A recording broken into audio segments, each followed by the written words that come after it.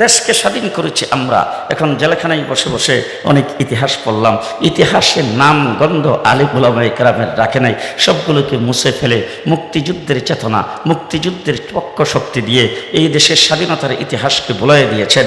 পরিষ্কার ভাষায় আপনাদের সামনে বলে যাচ্ছি, দেশ স্বাধীন করার জন্যে আজাদি আন্দোলন করেছেন কাসেম নানতুবি রহমতুল্লাহি আলাইহি। শামিলির যুদ্ধে 1857 সালের সে আন্দোলনে হাফেজ জামিন শহীদ শাহাদত বরণ করেছিলেন। হাফেজ জামিন শহীদের শাহাদত বরণকে বাদ দিয়ে কাসেম নানতুবি সেনাপতি ছিলেন। তার যুদ্ধ জাহাদকে বাদ দিয়ে স্বাধীনতার ইতিহাস রচনা হবে না। তার সুযোগ্য ছাত্র, দেওবন্দের প্রথম ছাত্র মাহমুদুল হাসান দেওবন্দি রহমতুল্লাহি আলাইহি রেশমে রুমাল আন্দোলন বাদ দিয়ে স্বাধীনতার ইতিহাস রচনা হবে না। তিনি মাল্টার জেলখানার ভিতরে যেই আত্মহুতি দিয়েছেন, যেই নির্যাতিত হয়েছেন, সেই নির্যাতনকে বাদ দিয়ে স্বাধীনতার ইতিহাস রচনা হবে না। আমার হুসাইন আহমদ মাদানী করাচিতে 144 দ্বারা ভঙ্গ করে বুক টান করে সেখানে দাঁড়ায় 144 দ্বারা ভঙ্গ করে ইংরেজের গুলির মুখে দাঁড়ায় স্বাধীনতার পক্ষে যে বক্তব্য দিয়েছিলেন, সেই বক্তব্যের ইতিহাসকে বাদ দিয়ে স্বাধীনতার ইতিহাস রচনা হবে না। আমার হুসাইন আহমদ মাদানী লাহোরের কোর্টে দাঁড়ায় ইংরেজ বিরোধী ইংরেজের বিচারপতির সামনে বুক ফুলিয়ে যে বক্তব্য দিয়েছিলেন, সেই বক্তব্যকে বাদ দিয়ে স্বাধীনতার ইতিহাস রচনা হবে না। 1947 সালে দেশ স্বাধীন হয়েছে, স্বাধীনতার পতাকা সর্বপ্রথম উত্তোলন করেছেন জাফর আহমদ উসমানী, শিব্বির আহমদ উসমানী। তাদেরকে বাদ দিয়ে স্বাধীনতার ইতিহাস রচনা হবে না। মানুষ যখন খানা খায় তখন খানার মধ্যে কিছু সালাতও খায়। খানা যখন মানুষ গ্রহণ করে, বর্তমান আধুনিক যুগে খানার মধ্যখানে বুরখানিও খায়, খানাটাকে হজম করার জন্য। আমি বুরখানি সালাদ শুরু আপনাদের সামনে একটু লবণ ছিটা দেওয়ার জন্য এসেছে। সংক্ষিপ্ত সময়ের ভিতরে 2-4টা কথা বলবো, ওয়াজ না। আমাদের এই দেশে বর্তমানে ওয়াজের সিজন চলছে। গোটা বাংলাদেশের টেকনাফ থেকে তেঁতুলিয়া পর্যন্ত এক মাহফিলে ওয়াজ করলে আরেক মাহফিলের মাইকের আওয়াজ শোনা যায়। গ্রামে গঞ্জে বাজারে বন্দরে, শুধু মসজিদ ভিত্তিক মাদ্রাসা ভিত্তিক না, ক্লাব সমিতি, বণিক সমিতি, যুব সমাজ, প্রত্যেকটি সেক্টরে ইসলামী সম্মেলন, ওয়াজ মাহফিল হয়। এই অবস্থাটা দেখে আপনাদের মনে হয় দেশটা হিন্দুদের? দেশটা কার? যে আপনাদের থেকে খুব বেশি দূরে না, পাশেই মতিঝিল, বাংলাদেশের সবচাইতে বড় অফিস পাড়া।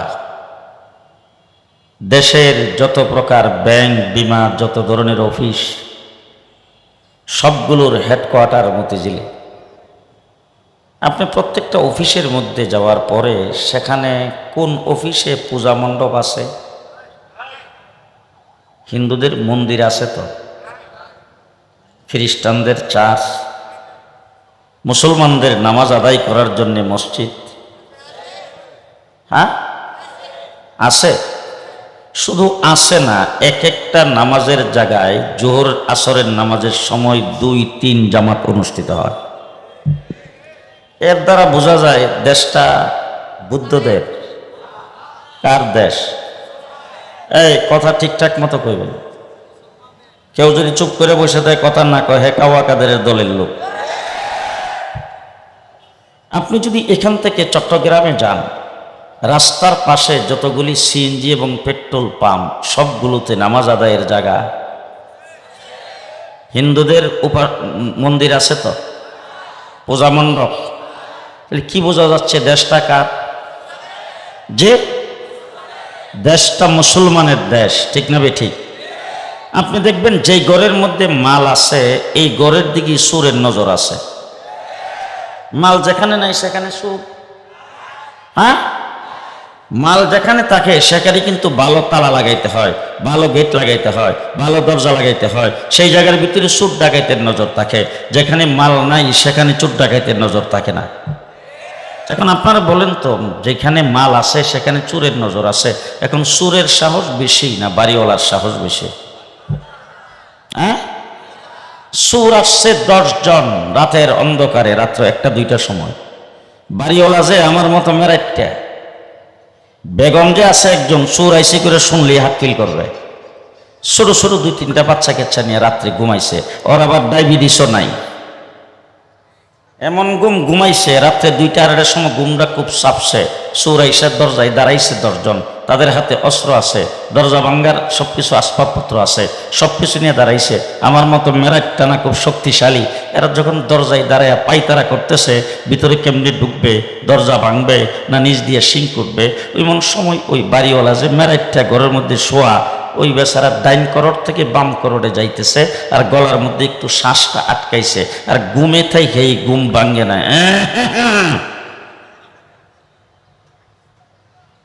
এবার বাকি ওয়াজটা আপনারা করেন তো, বাহিরে যে 10 জন চোর দরজায় খাড়া,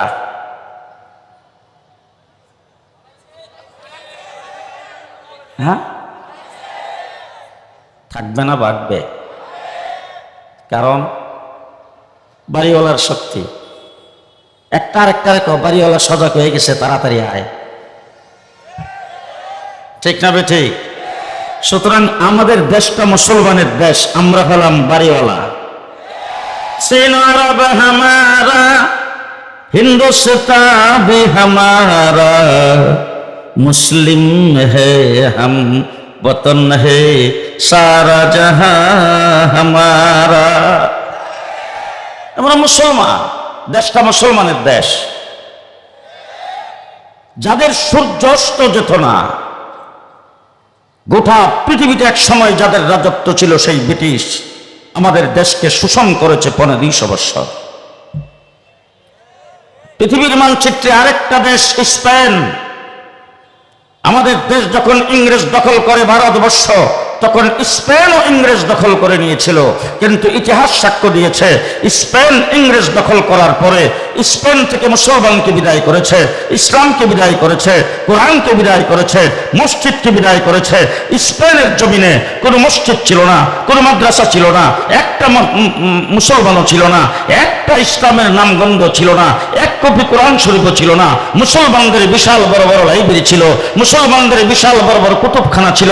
সেইগুলিকে ধ্বংস করার জন্য আলাদা মন্ত্রণালয় কায়েম করে 55 বছরে মুসলমানদের একটা কাগজের টুকরাও রাখা হয় নাই। সবগুলোকে সেখান থেকে বিদায় করে দিয়েছেন। একই ক্ষমতাসীন, একই রাজত্বের মালিক, একই হুকুমতের মালিক, একই ইংরেজ আমাদের দেশ দখল করে 250 বছর চেষ্টা করে, একদিনের জন্য দেশ থেকে ইসলামকে বিদায় করতে পারে নাই। একদিনের জন্য ইসলামকে বিদায় করতে পারে নাই। তাহলে স্পেন থেকে পারলো, আমাদের দেশ থেকে কেন পারলো না? কি জন্যে পারলো না? এটা বোধ দাদাদের কারণে পারে নাই, লিডারদের কারণে, শেখ হাসিনার বাবার কারণে। জি, কি জন্যে পারে নাই? আমার দেশ 56,000 বর্গ মাইলের দেশ বাংলাদেশ, ভারত উপমহাদেশ। যত বড় দেশ তত বড় রাজনৈতিক দল, অনেক রাজনৈতিক দল ছিল, দলের লিডার ছিল, সভাপতি ছিল, সেক্রেটারি ছিল। সবগুলো ইংরেজের চাটুকারিতার ভূমিকা পালন করেছে। কোনো একজন লিডার, কোনো একজন নেতা ইংরেজের বিরুদ্ধে টু শব্দ করার যখন সাহস পাই নাই, ইংরেজ যখন তার ক্ষমতা পাকাভুক্ত করে নিয়েছেন, তখন একজন মৌলবী দিল্লির জামে মসজিদের মিম্বর থেকে হুঙ্কার দিয়ে বলেছেন, ভারতবর্ষের মুসলমানেরা, তোমাদেরকে দেশ স্বাধীনের জন্য, দহলদার বাহিনীকে উৎখাত করার জন্য, স্বাধীনতা মুক্তিযুদ্ধ করা তোমাদের উপর ফরজ। সর্বপ্রথম ইংরেজের বিরুদ্ধে যুদ্ধ ঘোষণা করেছেন একজন মৌলবী, তার নাম শাহ আব্দুল আজিজ মুহাদ্দিসে দেহলভী রহমতুল্লাহি আলাইহি। তারপরে এই দেশ থেকে ইংরেজকে উৎখাত করার জন্য বালাকোটের ময়দানে সৈয়দ আহমদ বেরলভী, শাহ ইসমাইল শহীদ শাহাদত বরণ করেছেন, টিপু সুলতান শহীদ হয়েছে, সিরাজউদ্দৌলা শাহাদত বরণ করেছেন, হাজি শরীয়তুল্লাহর আন্দোলন চলছে, আমার হযরত সৈয়দুত তাইফা হাজি আমদাদুল্লাহ মহাজের মক্কি রহমতুল্লাহি আলাইহি ইংরেজ বিরোধী আন্দোলনে সায়া সরকারের প্রেসিডেন্ট ছিলেন, তিনি সমস্ত দেওবন্দীয়তের পীর, খানকার পীর, রাজপথের বীর, ছায়া সরকারের প্রেসিডেন্ট ছিলেন। সেই সরকারের প্রধান বিচারপতি ছিলেন রশিদ আহমদ গঙ্গুহি রহমতুল্লাহ আলাই। শামিলির যুদ্ধ হয়েছে, সেই যুদ্ধের প্রধান সেনাপতি ছিলেন হযরত কাসেম নানতবী রহমতুল্লাহ আলাই। যুদ্ধ হয়েছে 1500 বৎসর, সেই যুদ্ধ করে দেশকে আমরা মুক্ত করেছি। ইংরেজ থেকে এই দেশকে মুক্ত একমাত্র এই দেশের উলামায়ে কেরাম করেছেন। একদিনে 14,000 আলেমকে ফাঁসির কাস্টে ঝুলাইয়ে দিয়েছেন, একটা আলেম মাথা নত করে নাই। 3.5 লক্ষ আলেমকে পানিতে ডুবাইয়া আগুনে পড়ে মারা হয়েছে, কিন্তু উলামায়ে কেরাম ইংরেজের সামনে মাথা নত করে নাই, চাটুকারিতারিত ভূমিকা পালন করে নাই। আলেম ওলামায়ে কেরামের যুদ্ধ জেহাদের বিনিময়ে এই দেশ থেকে ইংরেজ চলে গেছে। ইংরেজ চলে যাওয়ার পরে এই দেশ একটা হয়েছে পাকিস্তান, আরেকটা হয়ে হিন্দুস্তান। আমরা যদি 1947 সনে ইংরেজ বিদায় হওয়ার পরে আমরা যদি পাকিস্তান না হতাম, মাথায় পট্টি বেঁধে হাতে তসবিহ সরা নিয়ে বিসমিল্লাহর দোহাই দিয়ে ইসলামী মূল্যবোধের কথা বলে কেউ ক্ষমতায় যাইতে পারত না, দাদারাই ক্ষমতায় থাকতো। দেশকে স্বাধীন করেছি আমরা। এখন জেলখানায় বসে বসে অনেক ইতিহাস পড়লাম, ইতিহাসের নাম গন্ধ আলেম ওলামায়ে কেরামের রাখে নাই, সবগুলোকে মুছে ফেলে মুক্তিযুদ্ধের চেতনা, মুক্তিযুদ্ধের পক্ষ শক্তি দিয়ে এই দেশের স্বাধীনতার ইতিহাসকে বলে দিয়েছেন। পরিষ্কার ভাষায় আপনাদের সামনে বলে যাচ্ছি, দেশ স্বাধীন করার জন্যে আজাদি আন্দোলন করেছেন কাসেম নানতবী রহমতুল্লাহ আলাই। শামিলির যুদ্ধে 1857 সালের সে আন্দোলনে হাফেজ জামিন শহীদ শাহাদত বরণ করেছিলেন। হাফেজ জামিন শহীদের শাহাদত বরণকে বাদ দিয়ে কাসেম নানতবী সেনাপতি ছিলেন। তার যুদ্ধ জাহাদকে বাদ দিয়ে স্বাধীনতার ইতিহাস রচনা হবে না। তার সুযোগ্য ছাত্র, দেওবন্দের প্রথম ছাত্র মাহমুদুল হাসান দেওবন্দি রহমতুল্লাহ আলাইহির রেশমি রুমাল আন্দোলন বাদ দিয়ে স্বাধীনতার ইতিহাস রচনা হবে না। তিনি মাল্টার জেলখানার ভিতরে যেই আত্মহুতি দিয়েছেন, যেই নির্যাতিত হয়েছেন, সেই নির্যাতনকে বাদ দিয়ে স্বাধীনতার ইতিহাস রচনা হবে না। আমার হুসাইন আহমদ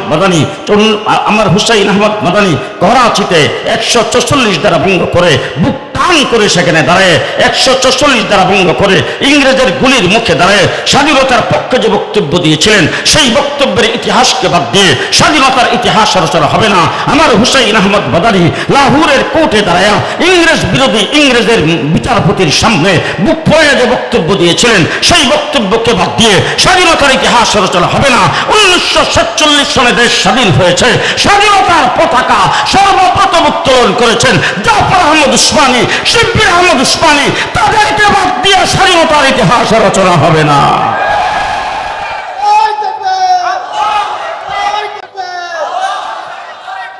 আজকে আলেম ওলামায়ে কেরামকে দেখলেই তোমরা মনে করো স্বাধীনতা বিরোধী আর রাজাকার। 1.5 মাস রিমান্ডে ছিলাম, 1.5 মাস।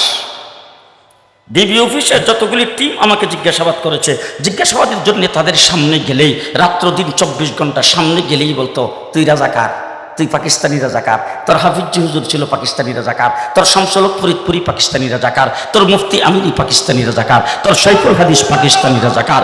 এইভাবে এক একজন আলেম ওলামায়ে কেরাম আমাদের আকাবিরকে দেখে রাজাকার বলে যারা গালি দিয়েছ, আজকে জিজ্ঞেস করতে চাই, তোমরা বক্তৃতায় বলতা পালাবো না,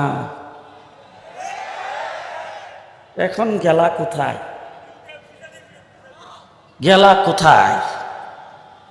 আজ পর্যন্ত 56 বছরের ভিতরে বাংলাদেশের কোন একজন আলেম পাকিস্তানের পক্ষে একটা টু শব্দ করে নাই।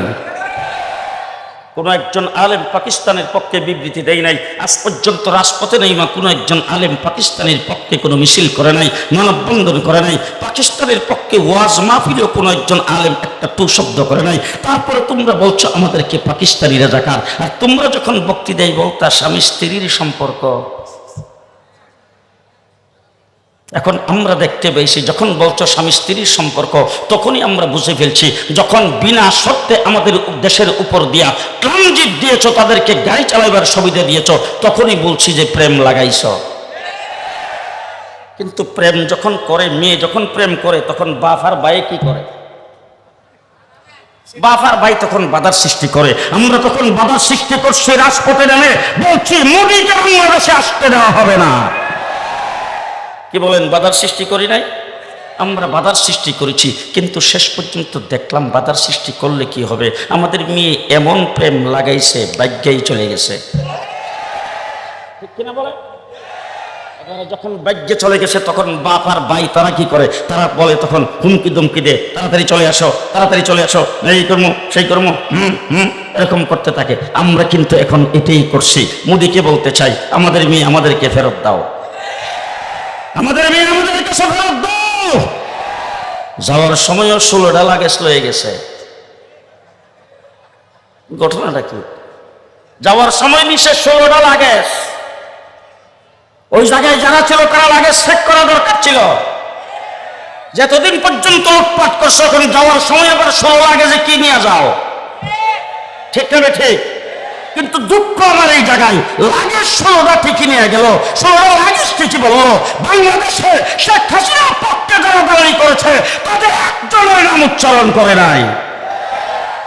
আজকে ছাত্রলীগ, যুবলীগ, শ্রমিক লীগ, আওয়ামী লীগের যারা আছে তারা সবাই ইতিম। ইতিমদের দশা কি? কচু গাছে ফাঁসি লাগিয়ে মরা দরকার। ঠিক কিনা বলেন? ঠিক কিনা বলেন? ও আমার ভাইরা, আমরা তো পাকিস্তানের পক্ষে কোনোদিন দালালি করি নাই। একজন আলেম বিদেশি কোনো দেশের সাথে তার গভীর সম্পর্ক নাই, কোনো দালালি করে না, দেশদ্রোহী কোনো কার্যক্রম করে না। আজকে প্রমাণিত হয়েছে এই বাংলাদেশের জমিনে দেশপ্রেমিক দেশদরদী কোন গ্রুপ যদি থাকে, সেই গ্রুপের নাম হলো ওলামায়ে দেওবন্দের জামাত। ঠিক কিনা বলেন? ঠিক কিনা বলেন? আজকে তোমরা লাভ দিয়ে যায় দাদাদের কোলে বসে গেছো। যদি বাংলাদেশের কোনো স্বাধীনতার উপর আক্রমণ আসে তাহলে আমরা কোথায় যাব? আমরা যদি বর্ডার পাস হতে চাই, আমাদেরকে ফেলানির মতো গুলি করে মারা হবে। জি, আমাদেরকে তো ফেলানির মতো গুলি করে মারা হবে, পুশব্যাক করা হবে, আমাদেরকে যাইতে দেওয়া হবে না। তোমরা তো দাদারে কোলে চলে যাইতে পারছো। আমার বাংলাদেশের স্বাধীনতার সার্বভৌমত্বের উপর কোন দিক থেকে যদি আক্রমণ আসে, এদেশের স্বাধীনতার জন্য আত্মসর্বপ্রথম আমরা দেব ইনশাআল্লাহ।